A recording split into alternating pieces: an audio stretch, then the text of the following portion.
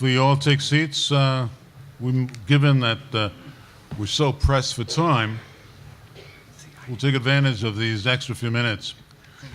I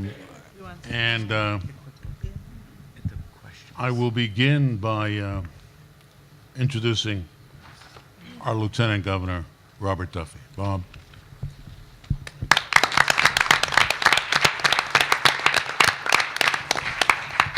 Thanks, Mr. Secretary. For those that had heard this earlier, the first presentation, I apologize, but my name is Kevin Law. I'm the co-chair of the Long Island Regional Council. We have been mistaken on more than one occasion. I'm actually flattered by that. I'm not sure Kevin is. But just on behalf of the governor, the first thing I want to say, Governor Cuomo would be here today. He has been called to a meeting. It's a regional security meeting in New York City with the governor of New Jersey, the mayor of New York City, something that's really critical.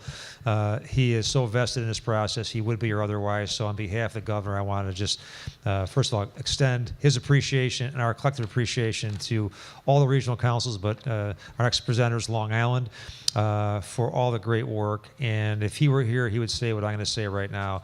Last 4 years, this process has really transformed New York State, from New York City and Long Island up to Western New York, North Country, the Southern Tier, and everywhere in between. This process has been phenomenal, and it's really been phenomenal because of the people. Great people who volunteer their time.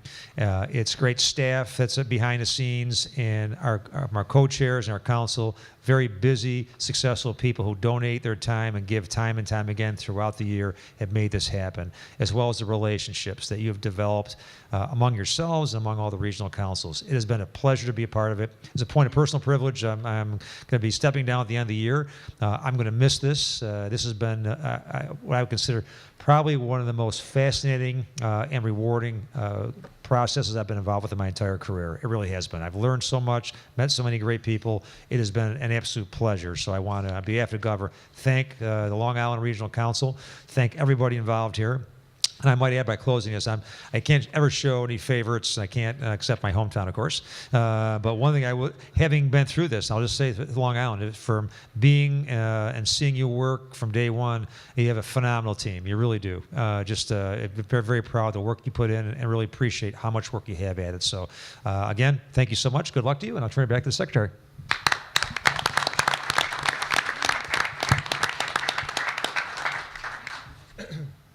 Thank you, Governor.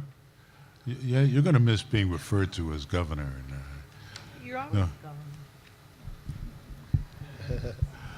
Governor. I'm going to begin by asking either Kevin or Stu to introduce their table, their side of the room, and then they can just go right into it. We are looking forward to your presentation.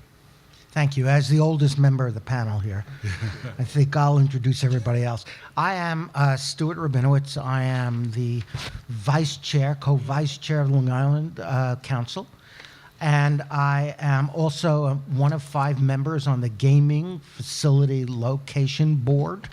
And in my few hours of spare time, I'm also president of Hofstra University, the alma mater of the newly crowned Miss America. Just last night, she's in a lot. So it's my honor to work with these people, and therefore let me introduce them. I'll start on my left because he's sitting by himself, and that's Jim D'Addario. Jim is one of Long Island's most successful entrepreneurs, and he's a regional council member. He's CEO of D'Addario and Company, and of course, he also is a Hofstra alum and a current member of our Board of Trustees. To my right, immediate right, is the famous Lieutenant Governor,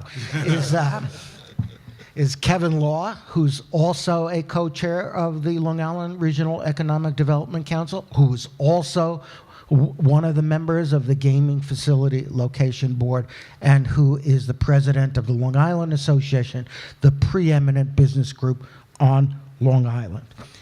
Then to Kevin's right is Mary Ann Garvin, who's a regional council member, has been from the very beginning, and she is the very effective CEO of the Community Development Corporation of Long Island. To her right is the distinguished president of the renowned Stony Brook University, Dr. Sam Stanley, who also serves as co-chair of our critically important innovation and industry clusters. And last but not least, Andrea Lonice, and retired, as you know, and her acting replacement, acting Long Island ESD Regional Director, who's been fantastic all through our 4 rounds and has taken the reins now, is Barry Greenspan. And to Andrea, who I'm sure is watching someplace, we miss you as our den mother, and best of luck and happiness. In the audience, if I might, are 2 special members of our council and our work group that I'd just like to introduce. They are not going to present. Obviously, we abide by the 5-person presenting rule, but they are here in the slim chance that there may be a question asked by the panel members, which the 5 of us would defer to somebody who has been more involved with a particular issue. So first we have, and I would ask you to just stand, Dr. Hubert Keene, who is the president of Farmingdale State College and who does a great job as co-chair of our workforce on education and the workforce. And also we have Vanessa Pugh, who pointed out to me that she is the chief deputy commissioner of labor in Suffolk County, and she is co-chair of our opportunity agenda and has made tremendous development. And somebody who has rooted us on and nudged us the entire time, but we won't refer any questions to him, is John Durso, who's a member of the council, who, as you know, is the president of the Long Island Federation of Labor.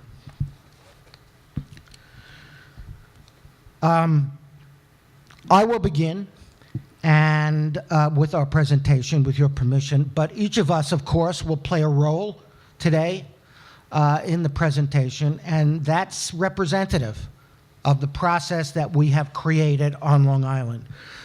This council is a unique partnership. It involves large research and educational institutions, entrepreneurs, not-for-profits, etc., who have all come together for the development of all of Long Island, Long Island's economy and Long Island's industries. And this is due, frankly, this collaboration is due to the creation of the regional council structure, which made this possible on Long Island. And for that, we thank Governor Cuomo, whose idea this was. We thank also the team upon which he depended and depends, Governor Duffy, Secretary of State Cesar Perales, along with the entire implementation team, and of course, Empire State Development, and President and CEO, Kenneth Adams, whose grandfather was one of the best presidents of Hofstra University. I'd like to thank you all for being great partners. I'd like to thank you from the bottom of our hearts for encouraging us to pursue a new paradigm, to grow our economy in a way that leads all Long Islanders together. Once again, this is my 4th round, so I get to speak on behalf of the council and present, or at least introduce, Long Island's progress and its promises. And we have, and I want to emphasize this, and we will continue to emphasize this, we have made big promises, I realize, but we have kept those promises. And you will see that reflected in our 2014 update to our 5-year strategic plan. We know that the Regional Council has made a difference. It has made an enormous difference in the strength and the resiliency of Long Island's economy, its community, and its family. We have a storied history. We are a region that developed the spacecraft that first put men on the moon, as well as the warplanes that helped save democracy in World War II. Out of potato fields, Long Island has built the nation's very first suburb and welcomed our veterans back from the battlefields of Europe and Japan after World War II. And it was Long Island's beauty and landscape that has inspired poets like Walt Whitman and musicians such as Billy Joel, and provide fertile grounds for farmers and world-class fishermen such as Andrew Cuomo. I wish, will you tell the governor that I called him a world-class fisherman, please? Thank you. Long Island has a great legacy, and we're incredibly proud of it. But we also want you to know, painfully, that the region is in a period of economic transition, and that we face serious challenges that cannot be ignored. We have an aging population. Our young people are fleeing in record numbers. We have an even older infrastructure that's aging and decaying. And we have deep, deep pockets of poverty scattered across Long Island. Most of the job growth that Long Island has seen since the Great Recession are in service and retail industries and are lower paying jobs than we would like. We have never replaced the good, high-paying, manufacturing, middle-class jobs that we lost when the defense industry fled from Long Island. We are also contending with increasing threats to our environment. We have a dearth of housing options to retain our young people, and we have an economy still recovering from the twin ravages. It's not enough that we only have one of the Great Recession, but also, of course, Superstorm Sandy. When you combine that with the very high cost of operating on Long Island, an increasing number of businesses, unfortunately, have looked outside our region for relocation options. New York has made measurable and impactful progress in improving its business climate. On a local level, the council has helped make strides in redeveloping and even reimagining infrastructure of towns and villages, and by expanding affordable housing opportunity by encouraging development, especially around train stations.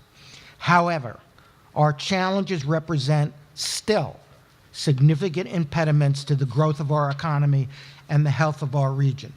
This is a region that has encouraged business growth by fomenting a new climate of consensus and collaboration among businesses and other organizations that once rarely collaborated or even communicated with each other.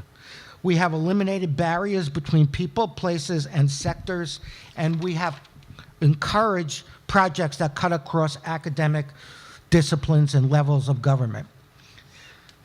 This is a critical time for Long Island, and now more than ever, we need the support of New York State to realize the vital and vibrant vision of our regional strategies. For all of the new buildings that we have begun and proposed, for all of the high-tech innovations, for all of the state-of-the-art infrastructure. The work we as a council do day in and day out is really all about jobs, potential, and people. By understanding the people for whom our work matters, our council can act to create real and sustainable change. And we'd like to show you this brief video entitled The Voices of Promise and Progress.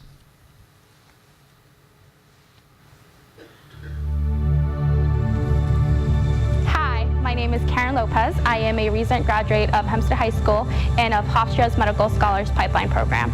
I'm David Tuvison. I'm a cancer scientist here at Cold Spring Harbor. I'm also a cancer doctor. Yeah, so my name is Bruce Stillman. I'm president of Cold Spring Harbor Laboratory, and I've been at the laboratory for 35 years. My name is Brian DeLuca, and I'm the executive director of the Long Island Aquarium and Exhibition Center. My name is Erica Prince. I'm here at the Wine Dance Rising work site. My name is Jack Schneerman. I'm the city manager here in Long Beach. I'm Greg Rivara, and I'm aquaculture specialist with Cornell Cooperative Extension of Suffolk County. The Governor's Regional Economic Initiative has helped Long Island very significantly, and particularly in the area of research and development, because Long Island is one of the New York State's centers for research and development. As part of this, we got $2 million from the state, but then I went out and raised another $20 million to build the facility behind that you see we're in now. And this will be opened at the end of this year. Several years ago, I was running a laboratory in Cambridge, England, and I heard about efforts here at Cold Spring Harbor to develop a cancer therapeutics initiative. This is a modern new facility designed specifically for the purpose of determining how cancer cells respond to therapies. The intent of what we're doing is to put ourselves out of business. I came here through the pre-apprenticeship course through the Winedance Resource Center, and now I'm working as a carpenter through the local 290 Carpenters Union. And I have annuity, I have savings, so years from now when I retire, I'll be all set. So I feel like I've came milestones in 5 months' time. At Hempstead High School, it's extremely tough to dream bigger than students from other districts. But as like a participant of the pipeline program, I was able to sort of like eradicate that bubble and just find myself surrounded by supportive people who helped me along the college process. So we were fortunate to be an award winner of the Round 2 Empire State Development Grant for $335,000. The grant that we had was fantastic in respects to really collaboration between all of the business partners on the East End, Montauk, Greenport, Southampton, and of course Riverhead. And essentially, you know, where we ended up was nearly an impact of over $17 million of impact in the local economy, with overnight stays and day trippers coming out from the tri-state area. A few years ago, we applied and received a Phase 1 Empire State Development Grant to increase our capacity. We have a hatchery here in Southold at the Suffolk County Marine Environmental Learning Center, but we wanted to have more capacity to produce more scalps to put out. So we were able to do that with the funding, and it's been really rewarding working with people really all across Long Island, helping them, we say, put knowledge to work and helping them grow their businesses. It's all about making money, quite frankly. If you want to have a lifestyle on the water, you have to make money, and they're providing food for people. The shellfish that they grow are cleaning our waters for us. So it's creating economic activity. When I was hired by the city council to come in and rescue the city from the brink of bankruptcy, we got our arms around the city's finances, and then Sandy struck right in our first year. Incredible storm surge, and it destroyed our iconic boardwalk. The City Council set the priority on rebuilding stronger, smarter, and safer. So what we see here is a structure that is wholly different than what we had before. Less than a year after the storm, with the help of Governor Cuomo and Senator Schumer, we got our boardwalk rebuilt and open. The Medical Scholars Pipeline Program opened my eyes to the medical field, which I didn't think it was a realistic dream before entering the program. I think the program was essential when it came to receiving a full scholarship to Columbia University. Like, I know coming to work every morning, I walk about 4 or 5 blocks, and I see people every day, and they're like, hey, you know, Erica, how can we get a job? How can we do this?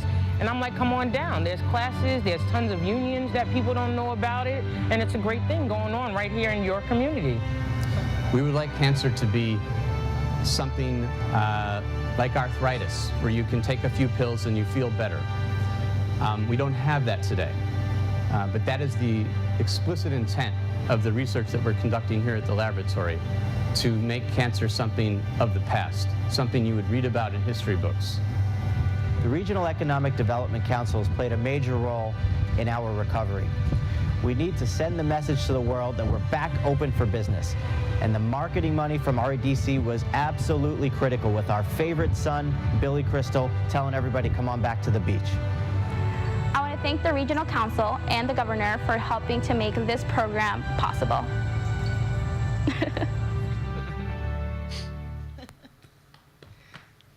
Great smile. in the end, our success isn't in what we want to do, it's in what we get done. And Long Island has made measurable progress towards the economic future we've planned and promised to achieve. 3 annual rounds of state funding have delivered $244.3 million for 250 projects on Long Island. To date, nearly $60 million in private investment has already been leveraged, with all round 1, 2, and 3 projects estimated to trigger a total investment of $2.2 billion. That's serious money by any standard. Across Long Island, more than 12,000 jobs have been created or retained because of regional council projects, including highly skilled positions at high-tech firms, STEM education centers, and advanced medical research institutions. Long-delayed construction to support everything from affordable housing, sewer developments, and deep-sea fishing to advanced manufacturing and genetic research can be seen rising from one end of the island to the other. October 29th, 2012 is a day Long Island will not soon forget. Superstorm Sandy was the most devastating natural disaster to strike our shores in living memory, carving a swath of destruction from the Rockaways to Montauk and uprooting the lives of hundreds of thousands of Long Islanders. Sandy was a wake-up call, a realization that we are vulnerable to extreme weather, and that, as the governor put it, there will be a next time.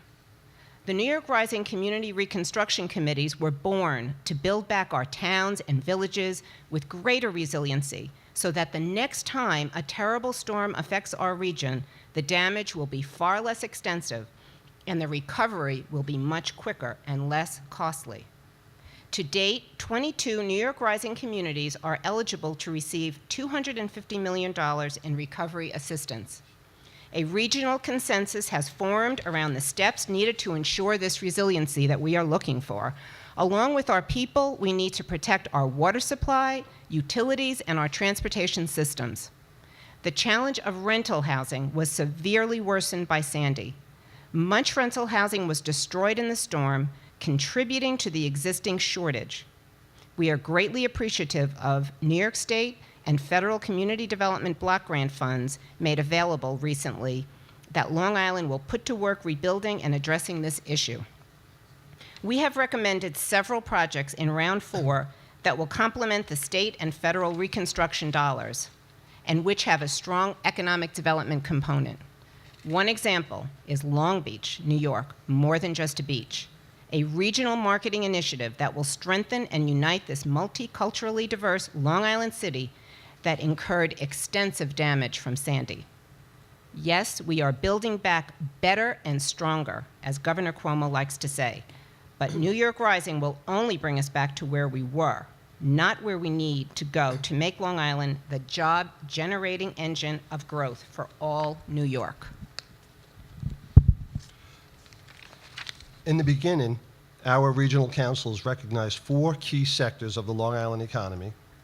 And while we've added other work groups, invigorated by dozens of expert volunteers, innovation, infrastructure, workforce, and natural asset working groups remain our building blocks to success. Infrastructure investment will be the key to our economy. Our roadways, utilities, sewers, transportation systems, and housing development are the vital foundation, the bones of our economy.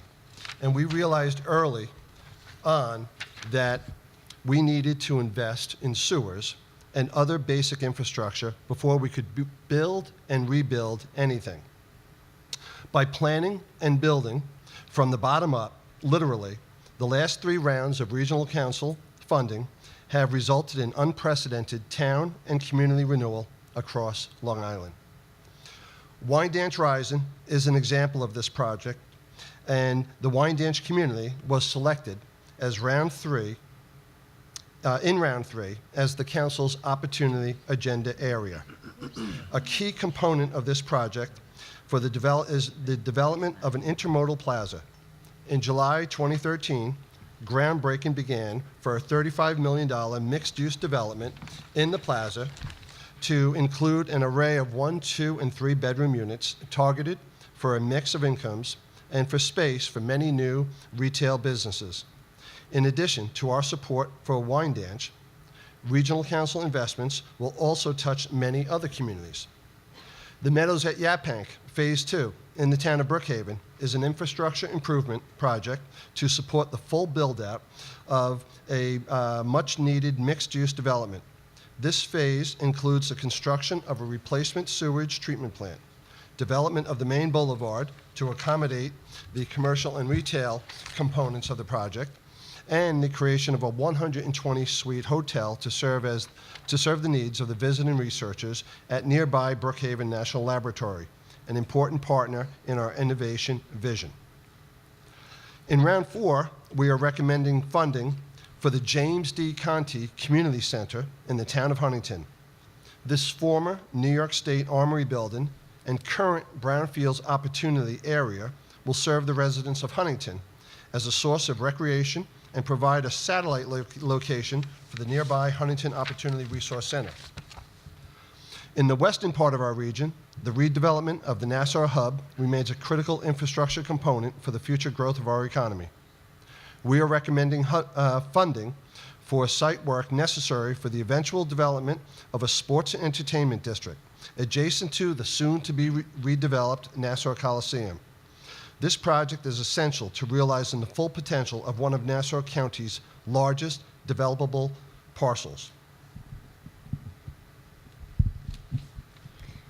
The impact made by the Opportunity Agenda Initiative is without a doubt one of the Regional Council's proudest accomplishments. Multiple well-attended community meetings provided the residents of Wyandanch a venue in which to express their concerns and hopes for a revitalized town. This is their project.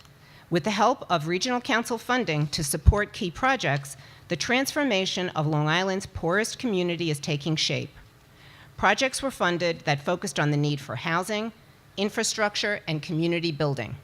To date, Wyandanch Rising has resulted in the construction of a new community park, a sewer system vital to the build-out of the Intermodal Plaza, and, as described earlier, the development of mixed-use apartment and retail buildings. But this initiative is not just about bricks and mortar. We have focused hundreds of thousands of dollars on workforce training that has allowed Wyandanch residents to get construction jobs to literally rebuild the hamlet themselves. The United Way's Youth Build program was funded to provide on-the-job construction training, soft skills development, and career placement services to our youth ages 18 through 24, with a heavy emphasis on veterans. Among many other projects in Round 4, Suffolk County is requesting funding for the design and construction of a STEAM center.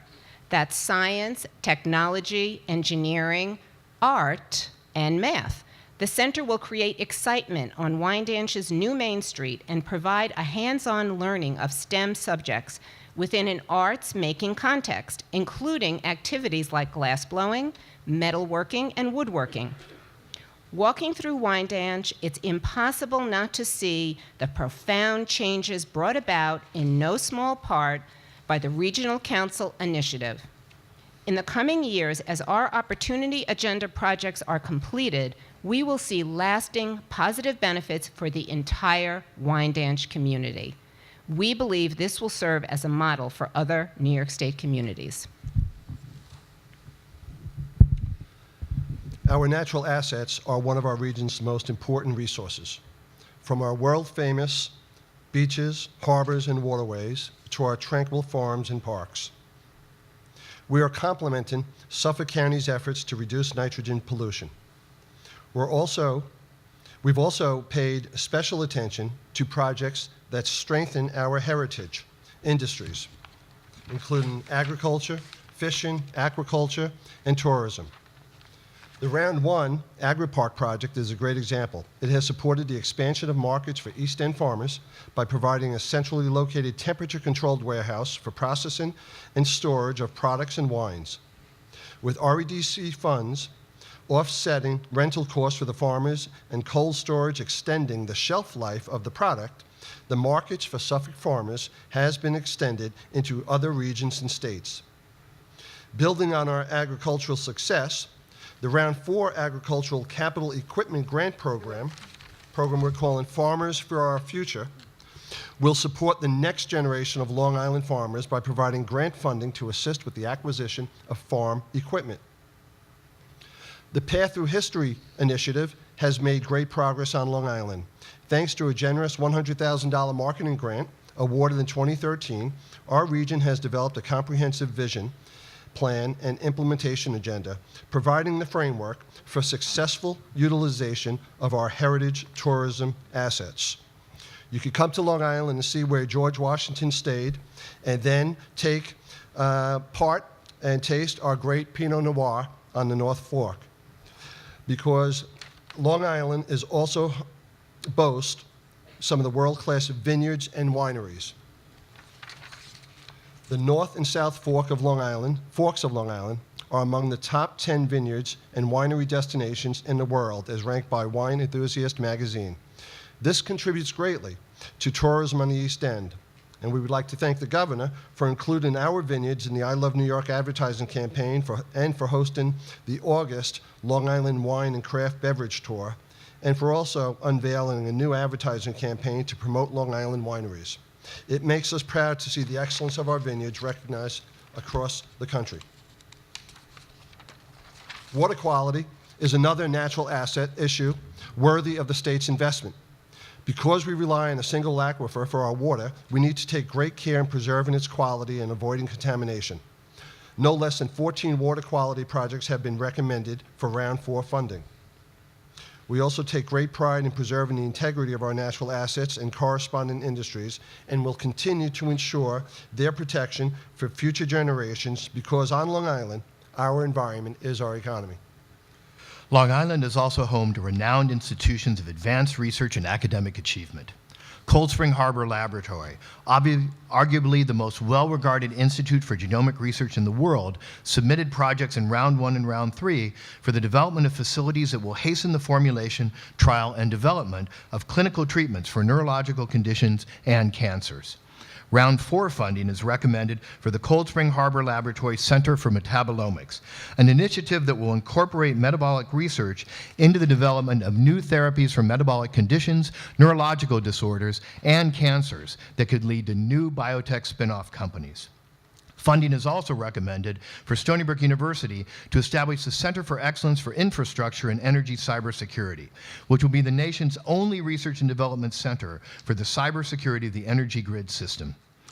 Another unique project was submitted by Molloy College to establish the Center for Environmental Research and Coastal Oceans Monitoring, with a focus on preserving and studying the Atlantic horseshoe crab.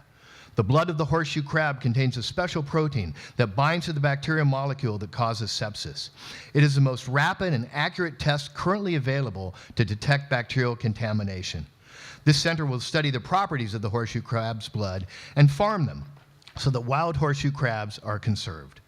Biopharma and aquaculture firms are expected to locate at Molloy to work with the center and participate in Startup New York. Given the potential for collaboration and commercialization, and of course job creation, the Startup New York initiative represents an enormous opportunity for Long Island. Round 3 supported the Innovation and Discovery Center at Stony Brook University. Our early response to this bold program envisions a 200,000 square foot multi-tenant, multi-sector facility in its full build-out. The Innovation and Discovery Center will be the next building constructed at the university's Research and Development Park, and will be the first dedicated to the attraction of companies seeking to participate in the Startup New York program.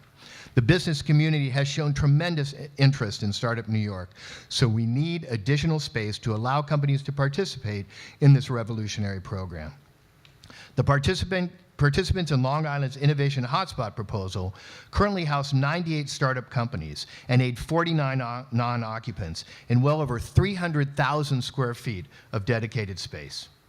Building on the foundation of relationships already established by Stony Brook, Long Island's applicant for the state incubator designation, this unprecedented partnership of all the region's incubators and accelerators will transform the geographic dispersion, which has always challenged Long Island's collaboration, into a strength. Each participant will become a local source of entrepreneurial energy, fueling investment and business development, and creating a vibrant, innovative entrepreneurial environment across the region. To ensure that we possess the personnel capable of filling these very highly specialized positions. Workforce development from day one has been at the forefront of our plans for an economically revitalized Long Island. The diversity of Long Island's economy and people demand training programs that address a variety of skills. And if you read at your leisure round 3 and round 4 proposals, you will see these workforce goals put into specifics. Let me conclude my portion by saying something about veterans. 150,000 veterans live on Long Island. The unemployment rate of veterans between the ages of 18 and 24 is almost twice that of non-veterans. The Long Island Regional Development Council acknowledges that veterans demand a greater share of attention. Once home from serving their country, many of them find it, or some of them find it difficult to reintegrate into civilian life and gain employment. A veterans work group has been convened to employ the talents of organizations across Long Island, which are experienced in veterans issues. Strategies generated by the work group included restructuring, counseling and advising programs, and developing coordinated orientation programs for veterans. Projects such as the United Way Vets Build program expansion are recommended in round 4.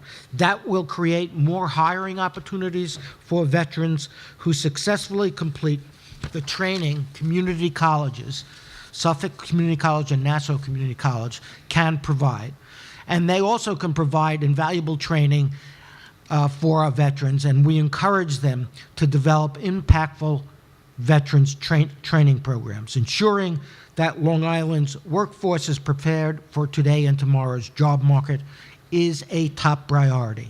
In exchange for their service, we owe them nothing less.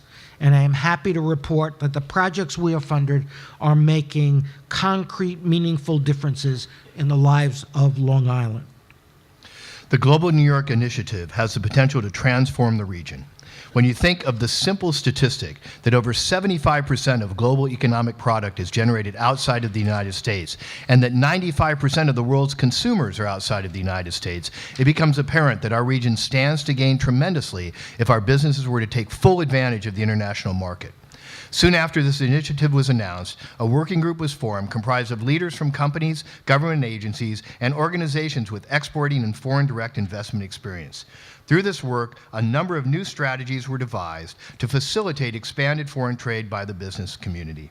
These include raising awareness in the business community of international market opportunities and access, utilizing the Startup New York program and other government resources to attract foreign direct investment, enhancing Long Island's international tourism, and expanding the number of trade missions Long Island companies participate in. Because of the Global New York Initiative, we have begun working much more closely with the New York City and Mid-Hudson regions and plan to coordinate interregional exporting events. In the coming months, we will move forward with projects, including the completion of an export toolkit and exporter pipeline to provide companies with information and resources to help start or expand exports.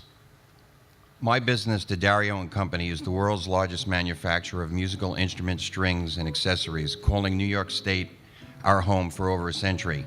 We were awarded approximately $1.9 million in Excelsior Job Program tax credits in round 1 for an expansion of our Long Island operations and to relocate out-of-state manufacturing to Long Island. This state assistance was to support our $9 million capital investment and the addition of 50 jobs to our existing workforce of 760. The project is well underway. Our Massachusetts steel wire mill has been relocated to Long Island and renamed D'Addario Wire Works. Job creation requirements have been satisfied with more than 70 new jobs created and a total of 830 full-time employees on Long Island. And capital investment requirements are on pace to far exceed our milestones. D'Addario engineers have re-engineered the music wire manufacturing process to create NYXL, a new range of guitar strings that are stronger and stay in tune better than the competition. With distribution in over 120 countries, NYXL is a global product. Of the nearly 375,000 sets of NYXL strings sold since February 2014, 72% have been shipped out of the United States. In addition, D'Addario is now supplying our New York steel wire to 23 string-making competitors around the world, including those in Brazil, Germany, the UK, and Mexico. We could have not had this kind of success without the support of New York State and the Regional Council. Thank you very much. While innovation would be expected at our flagship universities, it also takes place in the factories of family-owned businesses like D'Addario and Company. Our engineers drive our innovation, research, and development and create products that make D'Addario the industry leader. In closing, I'm proud to introduce New York-based guitarist and composer Steve Salerno, playing D'Addario NYXL strings. Aside from being a founding director of SUNY Stony Brook's jazz program, Steve has performed and recorded with a host of notable artists, including Jaco Pastorius, John Abercrombie, Peter Erskine, Kenny Wheeler, Matt Wilson, and Adam Nussbaum. He is the author of D'Addario's Chordmaster Guitar Chord Library application, which held the #1 music application position on the iPhone for over 6 weeks in 2010. And he's currently preparing a 3-week European winter tour. Let's enjoy Steve's incredible playing and the sound of D'Addario strings for a moment.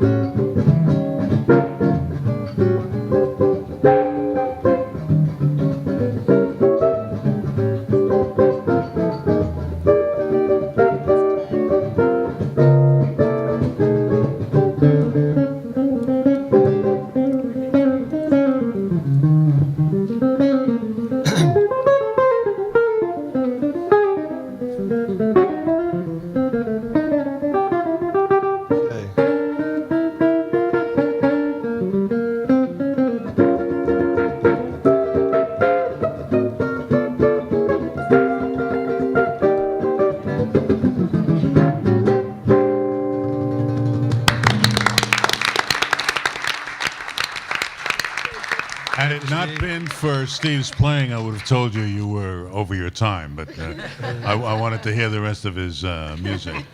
But you're over, Kevin. Okay, so we'll just wrap up, and we thank you. Not only was the strings made on Long Island, but that guitar was made on Long Island. So, in summary, Commissioner Perales, we are getting the job done. We are investing your money wisely. We are leveraging it with significant private dollars.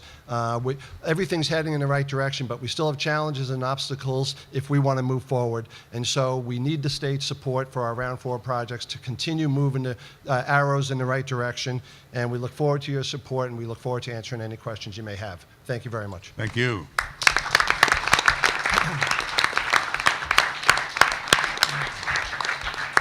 Great presentation, really.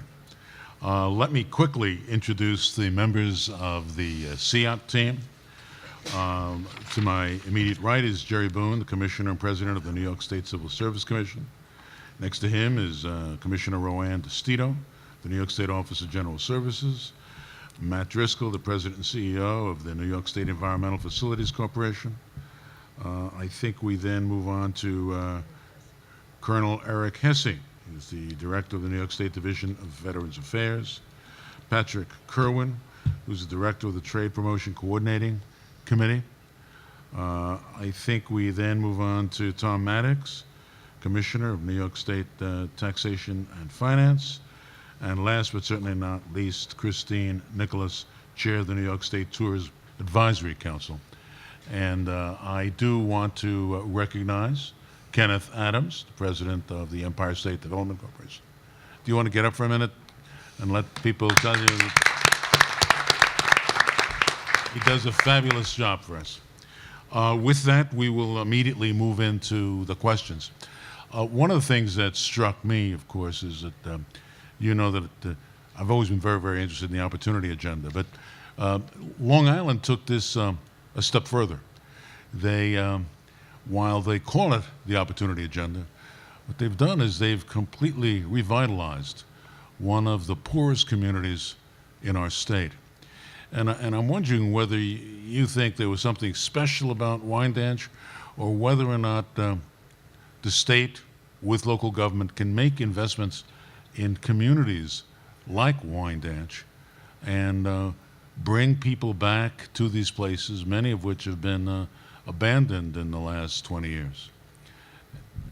I think it takes a comprehensive approach, and you need the physical infrastructure, because without that, the human component cannot come in. And so the funding that we received for the sewer and the road work, the intermodal plaza, all of that was really critical to attracting private developers to come in, invest their private dollars. And the opportunity agenda really helped us to focus on bringing in the neighbors, the community people, to work with us to recognize that all of this was to bring them and lift them up. They had already been in place with the infrastructure improvements and the need for redevelopment, but bringing the workforce, improvements, training, you saw it in our video. If you employ people, they take pride in their community, and so it's all of those elements that are necessary. And we truly believe that it's not just Wyandanch where we are focusing our work. There are other communities around Long Island, tough downtowns, transit-oriented developments in different communities. It's the same approach that we are using in other places, and I think you can see that in our plan. And I do believe that other places around the state can emulate that as well. And also, one other point, I think it's something the governor tried to achieve when he created these councils, was to create partnerships. And we have incredible leadership at the town of Babylon level, at the county of Suffolk level with Suffolk County Executive Steve Ballone and town supervisor Rich Schaefer, then working with the state. So you have the town, the county, and the state working together with the community, and that's a recipe for success. Thank you. The only other thing I would add is something that was said before, and that is you have to plan this out with the community itself. It can't be seen as a plan imposed, a solution imposed by others who don't live in that community. And when you get that kind of buy-in, instead of the skepticism that is some instances richly deserved, you get cooperation and investment. And I just say personally, this never would have happened without the regional council and the imprimatur of the governor. That is what made people listen to us and help fund us. And this is our proudest accomplishment. Vanessa, did we miss anything? You want to add anything? So the only thing that I would add is that the Department of State has been a terrific partner from the very beginning. That's the right thing to say. Wow. At the beginning of their project with the town of Babylon, and with the tremendous help of a particular staff person who's here today for the early planning, as council members have mentioned, is the early planning and the funding of the early planning, followed by infrastructure investment and the investment of our development partners at Thank you, Vanessa. Let me turn this over to Commissioner Boone. Thank you. Let me echo the sentiment. I enjoyed your presentation. Thank you for engaging all the senses. I really appreciate that. And it's apparent your considerable talents and capabilities, both in terms of the makeup of your panel and also your responses and reading your progress report and your proposal for round 4. So my question centers more on implementation. There were some challenges during this past cycle, and like to hear more about not only those challenges, but what are your strategies to sort of accelerate implementation pace, if you would?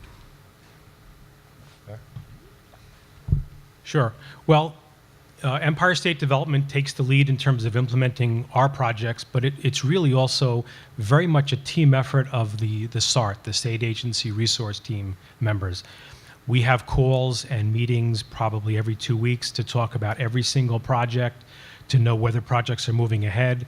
If a project is marked with a yellow light, we get together with those SART team members, we find out what's going on, and that way we've really been able to move all of our projects forward.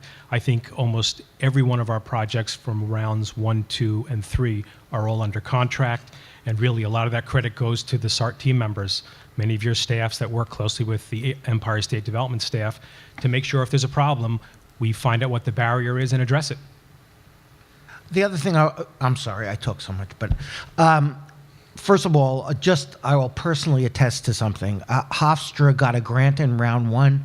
We completed all the work a little while ago. We just got reimbursed yesterday. So ESD is extremely careful about making sure you document and prove every single promise that you made before you get a cent in reimbursement. And I think that we have a tremendous implementation record, I would wager, against any of the other regions because of the carefulness and about how we trust and how we deal with state money. The other thing is some of our projects are really big projects. I mean, they are projects, where we think big, and otherwise, why go through this? And so, Wyandanch Rising is a humongous project, and each round, a piece of that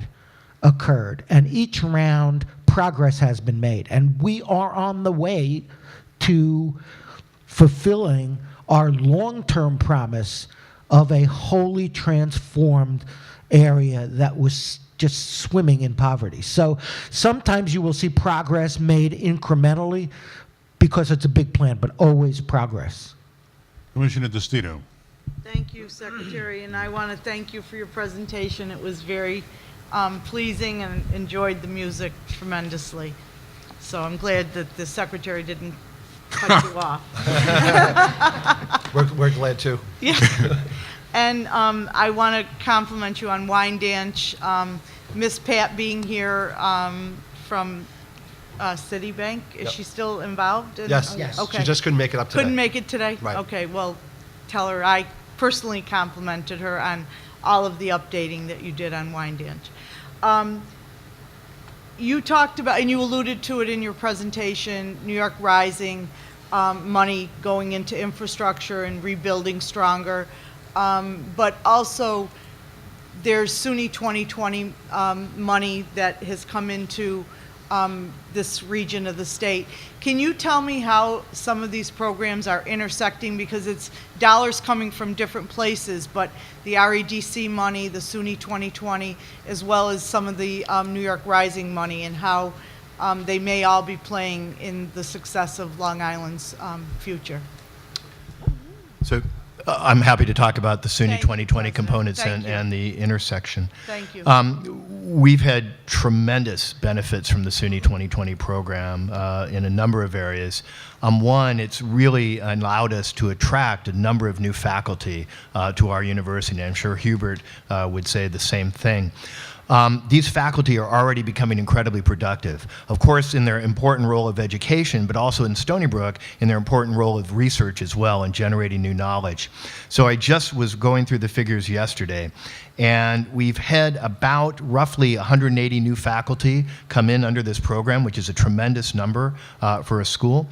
And we estimate around $60 million has already been generated in the past 3 years in grants received from those individuals. So that's a tremendous boost for the economy. And many of the things they're doing, many of the projects they're working on, are ones that could lead to intellectual property that might in turn spin off companies. In addition, there's been capital benefits as well, as you know, associated with the SUNY 2020 program. And for Stony Brook's purposes, we use that to build what's called a medical and research translation building.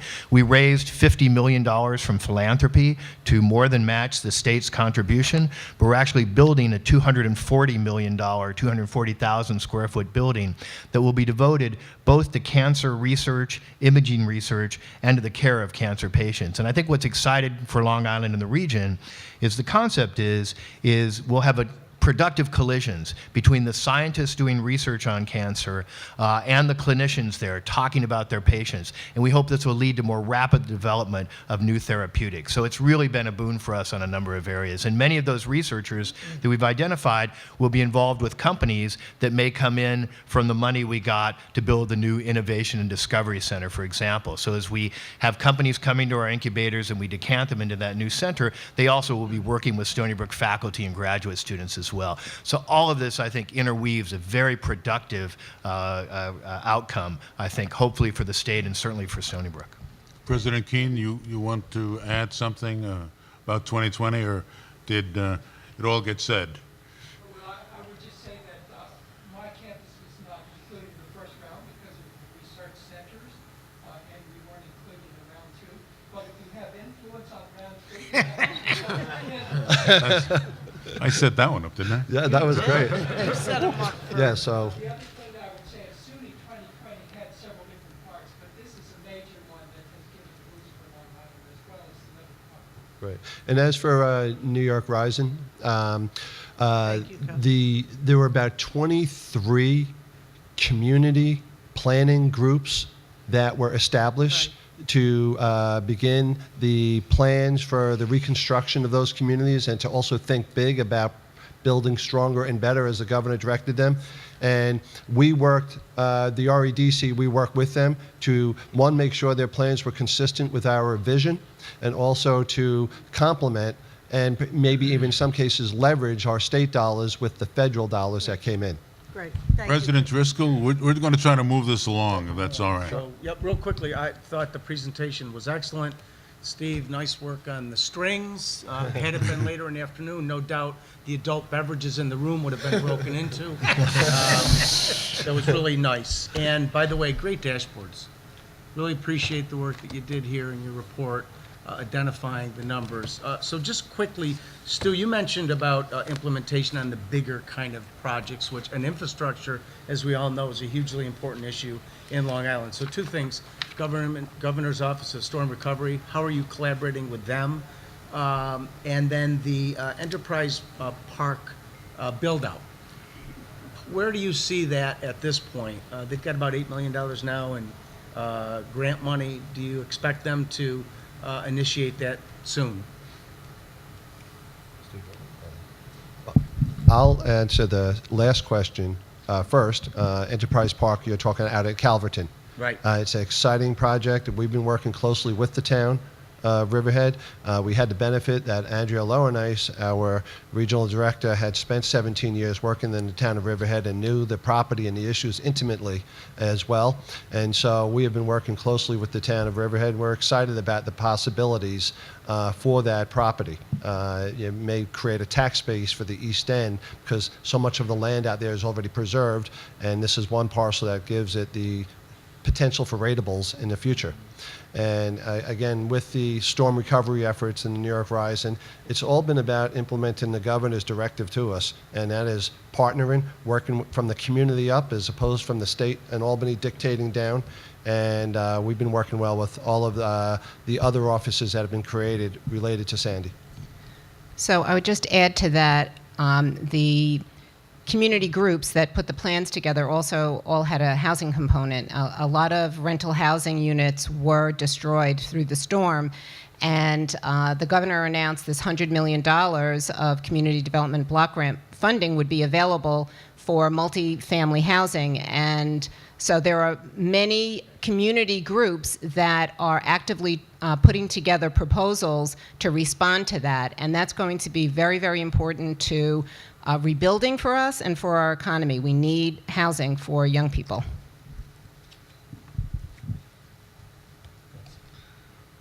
All right. Eric Hesse. I too want to say thanks. I truly appreciate the approach you're taking to veterans and the work groups as part of this process. I've been to Long Island many times to see firsthand how you recognize your veterans, what you've done to keep veterans in Long Island. And you know, part of what you talked about was an aging population, which is certainly true for the veterans that are out there as well. Many came back after World War II. And you mentioned jobs, potential, and people, which I see as opportunity. And I guess the only question I would ask, or ways to expand on, how you're tapping into the great colleges and universities out there with probably significant veteran populations of students to keep them on Long Island after they finish their undergraduate work and then continue to develop the OJT programs like the young lady in the video. Well, we are, and I think I speak for all of the colleges on Long Island, we are hungry for veteran students and applicants. I mean, the experience, the discipline that they have and learned, life the way they've seen it, they make great students, actually. They make very serious students who tend to graduate and not drop out, who understand the value of an education. So I know a number of colleges, including our university, Hofstra, has reached out in terms of our affirmative recruitment to get lists of veterans who are of college age, who might have taken the SAT or one of those other tests, and not only on Long Island, but off Long Island. We participate in the Yellow Ribbon program.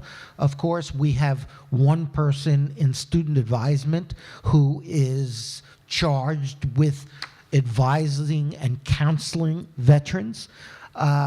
We have a scholarship fund set up in the School of Business by one of our trustees, Frank Zarb, which are scholarships, need-based scholarships for veterans who want to go to the School of Business. Our law school has a pro bono clinic for veterans with legal problems who can't afford to pay commercial rates for lawyers. So, there are many ways to do this, but and all of the universities participate, but it's not an exaggeration to say that we unanimously understand we owe them, and they are assets, not burdens, but assets. Patrick Kerwin, please. Excuse me for a second there while I move the microphone. I also want to thank you for your plan, and seems to be very well put together. On the exporting side, I think you've done an excellent job of identifying a couple of things, focusing on startups, awareness. You've identified a set of clusters that you really focus on exporting. These are things that we've seen around the country that really work well when communities do those kinds of things. I wanted to ask you a little bit more about working with the other regions and sort of that process and how that's going. You mentioned you're doing some trade missions coming up with that. If you could walk me through a little bit of what you're focused on there. Sure. We, soon after the governor announced the Global New York, we immediately created a work group on the Global New York program. Jim DiDario is one of our co-chairs, and two other business leaders on Long Island who are in the exporting fields were also involved. And one of the first things we did after our first meeting was convene a conference call with our counterparts in New York City and the Mid-Hudson Valley, because really when it comes to global, it's, the governor has us divided up into 10 regions, but then we got to remember we are part of one state, and we have this regional metropolitan economy that can really benefit from our exporting opportunities, because if we're building things or making things here and selling them elsewhere, that means we're creating jobs in the metropolitan region. So we're working well. I was just speaking with Kathy Wild, who is here at the presentation before us, and we're looking on building upon the success we've already had. Thank you. In particular, we're talking about next year having a joint position, for example, on the JFK improvements that have been proposed and how that might tie into improvements in Long Island intermodal transportation, so that obviously Long Island farmers and manufacturers have a great interest in expanding JFK's facilities for our own purposes, and so we have a joint interest with New York City on those improvements. So I think you'll see something in if there is a round 5, something in round 5 on that. Tom Maddox. Good afternoon, and congratulations on what has clearly been another very productive year in terms of your development efforts. Can you just share with us briefly some of the conversations you all have had in terms of prioritizing entities such as Cold Spring Harbors or Mr. Diario's company versus attracting new players to the region with respect to economic development? Sure, Tom, I'll take a stab at that. We realize as a region that we are a high-cost region. We're a high-cost region to do business in. We have high property taxes that are now under control thanks to the governor's property tax cap initiative. We have high energy costs, and we're an expensive place to do business. And we're sort of in a tough position to go out and attract companies to locate there. Unless you have to be on Long Island, you may want to go to places that are less expensive. And so we have to do whatever we can to help keep existing businesses there and help them stay, retain, and grow and expand. Then we know that our best opportunities are creating our own new companies. And those new companies are going to come out of ideas out of the Stony Brooks, the Hofstras, the North Shore LIJs, the Brookhaven National Labs, and the Cold Spring Harbors. So your investments in those initiatives will help us create companies that'll hopefully someday be future large employers for our region. And I just add that Startup New York, of course, has changed that equation to some degree. So I think that does allow us more to look outward in terms of attracting companies in because of course, the extraordinary tax breaks that are provided. It's limited, as you know. Everybody knows the program, so it is limited to certain areas. But I think that does change it. So I think we've been trying to build from strength, essentially. If you look at Cold Spring Harbor Laboratory, you look at Stony Brook, the things that are happening in Hofstra, North Shore LIJ, Feinstein Center, Brookhaven National Laboratory, of course. We have some world-class research institutes, and we've been trying to use those, just as Kevin said, as a way to build companies and then have them hopefully stay on Long Island. But I think startup does change the equation to some degree and allow us to look outside as well, which I think, as he said, was very difficult before, given the high cost of living on Long Island and the tax situation there. It's also difficult because we have so many governments. I mean, we have two counties and a gazillion towns and villages and hamlets and sewer districts. And so, you don't find, a unified government going out and trying to attract companies just to Long Island. They just, so we have to depend on the governor. I mean, we depend on the governor to organize us and put coalitions together which cross lines, and I think, which cross governmental lines. And I think that's one tremendous asset that the Regional Council has done. It has given us leverage to make people come together from different governmental entities on Long Island to try to benefit the whole region and not just a little town. Christine Nicholas. Thank you so much for the presentation, and I appreciate your mentioning about the I Love New York, Taste New York investment into the commercial to promote the vineyards. And I am curious if you can expand a little bit on how tourism is playing a major role in this year's proposal and what you've seen over the past year since we've become much more invested in Long Island. Well, I'll just say that after the storm hit, basically I think the world thought Long Island is shut down. There's not anything happening on Long Island. So without the marketing campaign, we really would have been hurting. And we're back. I mean, the wineries are doing phenomenal business. Long Beach saw a huge resurgence, Freeport. So I think it came at a critical moment for us. So it was an important resource and stimulation for having people understand, come to Long Island. You saw in our video, our beaches are back. So I think it continues to be one of our assets, in addition to the assets that Dr. Stanley was talking about, which we always think about when you're talking about stimulating the economy, thinking about these high-tech jobs and such. But the reality is we bring billions of dollars to Long Island because of our tourism and our natural assets. And so that's an equal part of our focus. I want to thank you guys. You've done a phenomenal job, as usual. And this time, with the musical background, I thought it was particularly entertaining. Next year, Stu's dancing. I told you we'd be different. I know. I think about Stu's hands, I think you should quit while you're ahead. But well, we still like it. At any rate, thank you very, very much, and I think you deserve a round of applause. Thank you very much.